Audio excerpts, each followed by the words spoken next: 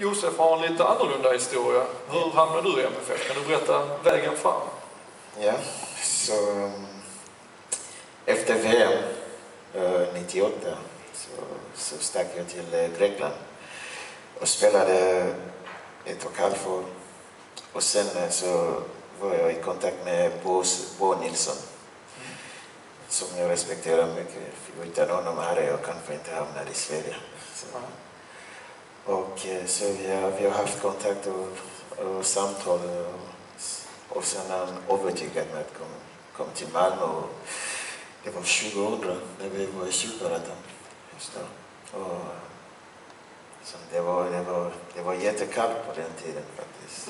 Det är januaris månad här. Historien säger ju att Josef kom hit och landade i ett par shorts och t-shirt. Och det var februari och 15 minusgrader ute, men ingen som hade berättat att det var ganska kallt i Sverige. Så jag trodde att det skulle vara samma temperatur som i Grekland, men det kan vara fel. Ja, det var lite fel.